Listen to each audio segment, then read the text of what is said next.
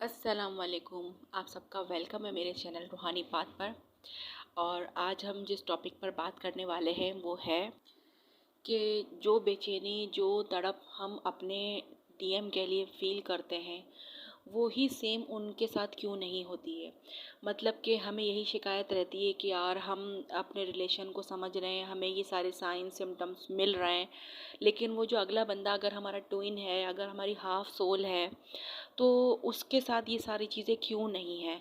तो ये सवाल हमारे अंदर ज़रूर आता है और इसी की वजह से ही हम लोग सवालों के जवाब ढूंढने के लिए निकल पड़ते हैं और जगह जगह वीडियोस ढूंढते हैं और अपने सवालों के जवाब को जो है वो ढूंढने की कोशिश करते हैं कि कहीं से हमें ये पता चल जाए कि यार ऐसा क्यों होता है कि जो हमें हो रहा है वो उन्हें क्यों नहीं होता।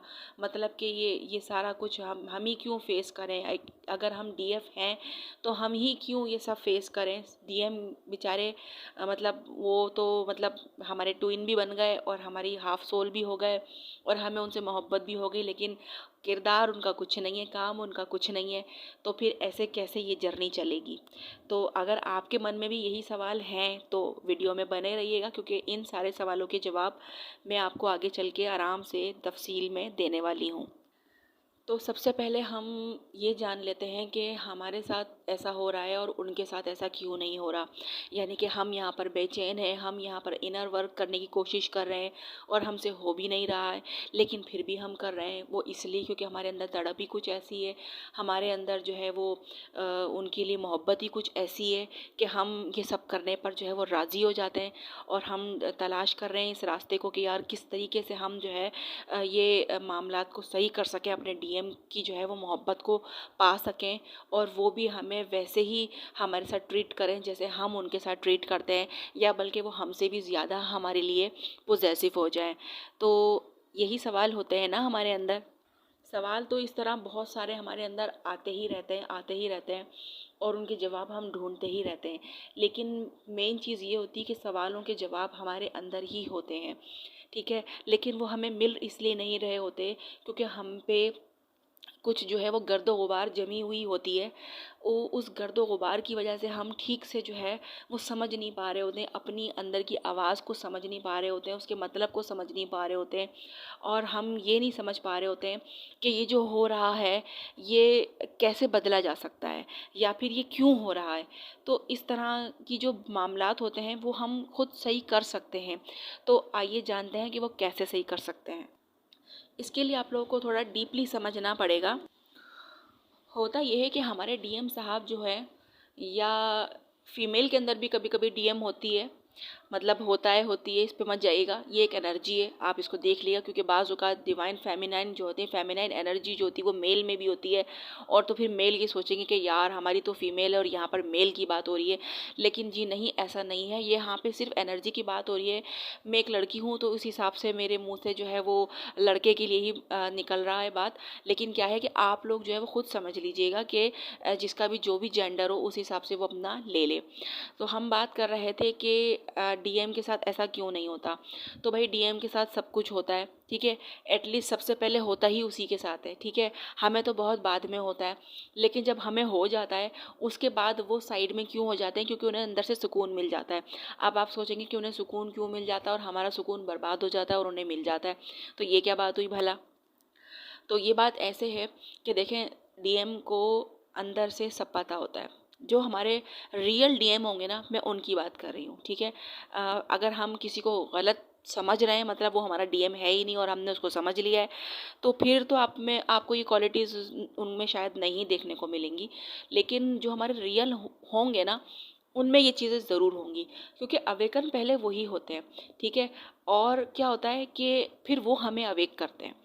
तो हमें अवेक करते हैं कैसे, कि जब हमारी लाइफ में वो आते हैं, हमारी लाइफ में उनकी एंट्री होती है, हम उनके साथ मिलते हैं, कुछ वक्त गुजारते हैं। ज़रूरी नहीं कि हर कोई फिज़िकली ही मिलता है, यानी कि आमने सामने। कुछ लोगों की सिर्फ फ़ोन पर ही बातचीत होती है, कुछ लोग इंटरनेट के ज़रिए कनेक्ट हुए होते हैं, मतलब उनकी रियल में कोई मुलाकात नहीं हुई होती, कुछ नहीं हुआ होता, लेकिन फिर भी उनके अंदर एक अट्रैक्शन और एक जो है कनेक्शन बहुत मज़बूत सा जो है वो फील करने लग जाते हैं। तो वो सब भी चीज़ें हैं। लेकिन हम अभी बात कर रहे हैं कि हम जो है वो ये सब हमें जब वो अवेकन करते हैं और फिर खुद साइड हो जाते हैं, तो इस पे हम बात कर रहे हैं, ठीक है ना। तो अब हम बात करते हैं कि हम जब उनसे हमारी मुलाकात किसी भी तरह समझ लें आप होती है, ठीक है। तो उसके बाद हमें हमारा जो सामने वाला पर्सन है ना, जो हमारा रियल डीएम है, वो हमें अपने अंदर वो तमाम चीज़ें दिखा देता है जो हमें एटलीस्ट चाहिए होती है। यानी कि एक हमारे अंदर की एक जो हमारी चाहत रही होती है कि हमारे हमारा लाइफ पार्टनर ऐसा हो, मेरी ज़िंदगी में ऐसा शख्स आए, उसमें ये क्वालिटीज़ हों, वो ऐसा हो, वो रोमांटिक हो तो वो रिस्पेक्ट भी करता हो, तो वो पढ़ा लिखा भी हो, तो वो हैंडसम भी हो। मतलब हर तरह की हम उसके अंदर क्वालिटीज़ हम अपने जो है लाइफ पार्टनर में चाहते हैं, ठीक है। तो अब क्या होता है कि हमने ये बात तो सुनी कि जैसा कि हम जो चाहते हैं, जो चीज़ हमारे अंदर हो रही है, ज़रूरी नहीं कि वो हमें सब में मिले, ठीक है। किसी में कुछ मिल जाता है। हमारी ज़िंदगी में बहुत सारे ऐसे लोग आए भी होते हैं कि जिसमें हमारी चाहतों के मुताबिक 2-3 पॉइंट मिल भी गए होते हैं, लेकिन सारे नहीं मिले होते हैं। कोई ना कोई एक कमी होती ही है जिसकी वजह से हमें सेटिस्फेक्शन नहीं रहती है। लेकिन वो सेटिस्फेक्शन हमें कब मिल जाती है, जब हमारा रियल बंदा, हमारा रियल ट्विन हमारे सामने आ जाता है, जब हम रियल कनेक्शन में आ जाते हैं। फिर हमें एक एक करके वो अपने अंदर की वो तमाम चीज़ें हमें वो दिखा देता है, और जिससे हमें ये पता चल जाता है कि यार ये तो सब कुछ मैं चाहती थी, यही सब कुछ तो मेरे अंदर का एक वो था, ये तो बिल्कुल वैसा ही है। मतलब इसमें इसके बाद अब मुझे कोई चाहिए ही नहीं, अब मुझे कुछ नहीं चाहिए, ये यही कंप्लीट वो इंसान है जो बिल्कुल परफेक्ट है मेरे लिए, और यही तमाम चीज़ें मुझे चाहिए थी, ठीक है। जब हम यहाँ तक पहुँच जाते हैं ना, जब हम इस सोच तक पहुँच जाते हैं कि अब इस बंदे में सब कुछ आ चुका है, इसके अलावा अब कोई और बंदा नहीं चाहिए, ये हमारे अंदर की आवाज़ होती है। देखें, हमारे अंदर कुछ फेमिनाइन ऐसी भी होती हैं जो अनमैरिड होती हैं। अब उनके साथ मसला क्या होता है कि ज़ाहिर सी बात है, फैमिली के अंदर उनके ऊपर प्रेशर होते हैं बहुत सारे कि भाई शादी करनी, ये है वो। अब वो हमारी डीएफ जो होती हैं, वो इसीलिए परेशान रहती हैं कि यार अगर हमारा बंदा अवेकन जल्दी नहीं होगा तो फिर कहानी हमारी कैसे बढ़ेगी आगे, और हमारे तो घर वाले प्रेशर कर रहे हैं कि भाई शादी करनी है, तो अब क्या करें, अब हम कब तक वेट करें। जाहिर सी बात है, एक लड़की के लिए ख़ास तौर पे ये बात बहुत मुश्किल हो जाती है कि वो वेट नहीं कर सकती, उसको प्रेशर होता है क्योंकि फैमिली की तरफ से बहुत ज़्यादा। हालांकि वो अंदरूनी तौर पर रेडी नहीं होती है, लेकिन उसको बाज़ाहिरी रेडी होना पड़ता है, मजबूरन उसको ये कदम उठाना पड़ता है, और तंग होकर उसको ये चीज़ करनी पड़ जाती है कि जब वो उसको कोई फ़िक्र हो ही नहीं रही है तो फिर मैं क्या करूँगी, मुझे भी तो अपने घर वालों को जवाब देना है ना। तो फिर क्या होता है कि वो जो फेमिनिन है वो कभी कभी आगे निकल भी जाती है, यानी कि अपने घर वालों के कहने में आके, अपने घर वालों की वजह से वो शादी कर भी लेती हैं। लेकिन अब क्या होता है कि जब उन्होंने कर ली तो उसमें कसूर उनका भी नहीं है ना, उनके घर वालों का। एक्चुअली में ये उनका कर्मा था, ये लिखा हुआ था, ये डेस्टाइन था, ठीक है, ये अल्लाह ताला ने लिखा हुआ था। अब ये आपके साथ हो गया, तो अब आप इसको एक्सेप्ट करें। आपको इस चीज़ को एक्सेप्ट करना है कि यार ये रिश्ता जो अल्लाह ताला ने मुझे दिया है नया, ये मेरे ना चाहते हुए भी ये मेरी ज़िंदगी में आ गया ये रिश्ता।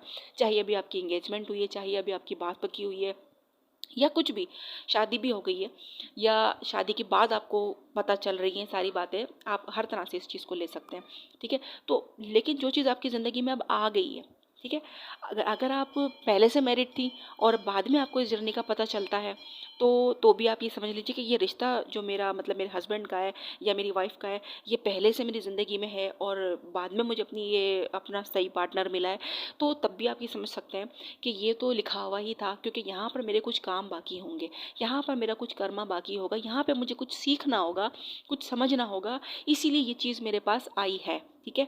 तो सेम ये चीज़ है कि जिन लड़कियों की शादी होने वाली है या वो प्रेशर में आके करती हैं, हो जाती है ना चाहते हुए भी, तो उनको भी यही समझना चाहिए, इसको दिल से एक्सेप्ट करें, क्योंकि ये अल्लाह की मर्ज़ी है और इसके अंदर आपके लिए कोई ना कोई काम है, कुछ ना कुछ सीखना है इसमें आपने, ठीक है। तो अब आप उसको समझ लें कि अब आपकी क्लास शुरू हो रही है और आपने जो है वो एक नई ज़िंदगी में जाकर कुछ सीखना है, समझना है। उस ज़िंदगी में अंदर जाकर आपने अपने जो रिश्ते आपको जो न्यू मिलेंगे, आपने उनके साथ अपनी जो है वो अपना अपनापन दिखाना है, ये दिखाना है कि आप मतलब आप बैलेंस है या नहीं है। क्योंकि यहीं से आपको खुद पता चला जाएगा कि अगर आप सामने वाले को एक्सेप्ट नहीं करेंगी, अगर आप अपने जो इन लॉज हैं या जो भी आपके रिश्ते में आपको मिले होंगे बंदे, उनको आप एक्सेप्ट नहीं करेंगी या उनकी उनकी बातें आपको बुरी लगेंगी या कुछ भी मतलब आपके अंदर नेगेटिविटी फील होती रहेगी आपको, तो आप समझ जाएं कि ये जो मुझे कुछ फील हो रहा है वो इसीलिए हो रहा है क्योंकि यही सब मेरे अंदर है और अब मुझे इसको रिलीज़ करना है। ठीक है, तो यहीं पर आपको वो काम करना होगा, यहीं पर आपका काम शुरू हो जाता है कि अब क्या है, अब वो इनर वर्क से ही आपका काम होगा। आपने इनर वर्क का मैंने आपको बताया भी है कि किस तरह से एज अ मुस्लिम हम लोग किस तरीके से इनर वर्क कर सकते हैं। हमारी 5 टाइम की नमाज़ें हैं, हमारा कुरान पाक है, हमारे वज़ाइफ हैं बहुत सारे, हमारे जो एंसिस्टर्स के लिए जो हमें कुछ करना होता है वो तो हमने लाजमी करना होता है, वो इसलिए क्योंकि वो तो बेचारे जा चुके, लेकिन हम इस दुनिया में बैठे हुए हैं तो हमें हमारा फ़र्ज़ भी बनता है कि हम उनको कुछ पढ़ के बख्शते रहें डेली बेसिस के ऊपर, कुछ भी जो भी हम कर सकते हैं। तो उससे क्या होगा कि वो उन लोगों की भी हीलिंग होती है और वो लोग जब हील होते हैं तो वो ऑटोमेटिकली अल्लाह ताला से हमारे लिए प्रे करते हैं और हमारे लिए जो है हमारी ज़िंदगी में मामलात हमारे आसानी की तरफ चले जाते हैं। ठीक है, तो इस तरीके से हमने अपने इनर वर्क को लेकर चलना है और इनर वर्क का मेन पार्ट जो होता है ना वो होता है सेल्फ लव, अपनी रिस्पेक्ट, अपना अपने लिए प्यार, अपने लिए जीना। क्योंकि देखिए सबको खुश रखना मुश्किल होता है बहुत, सब खुश रह ही नहीं सकते, हम सबको खुश रख ही नहीं सकते। तो इसीलिए हम एक को खुश करेंगे दूसरा ज़रूर नाराज़ होगा, दूसरे को खुश करेंगे तो तीसरा नाराज़ हो जाएगा। तो इस बात पे हमको ना ही जाए तो हम बेहतर है कि हम सबको खुश रख लें, सबके लिए कुछ ना कुछ कर लें। हमने अपने लिए करना है, हम जिसमें खुश है हम वो करें। हाँ, हमारी हो सकता है हमारी इस बात से सामने वाला हर्ट होगा क्योंकि हम अपने आप को खुश रख रहे हैं, लेकिन उसको आप इस तरीके से करें कि सामने वाले का कुछ हमारे खुश रहने से कुछ बिगड़ ना रहा हो, कुछ उसका खाना ख़राब ना हो रहा हो, उसके लिए कोई प्रॉब्लम ना क्रिएट हो रही हो, मतलब उसके लिए कुछ मसला नहीं हो रहा हो, फिर हम खुश हैं तो कोई मसला नहीं है। ठीक है जी, तो ये चीज़ें अब आप उस रिश्ते में आ जाते हैं अगर, तो अब आपको उस रिश्ते को बहुत अच्छे से ईमानदारी के साथ निभाना है।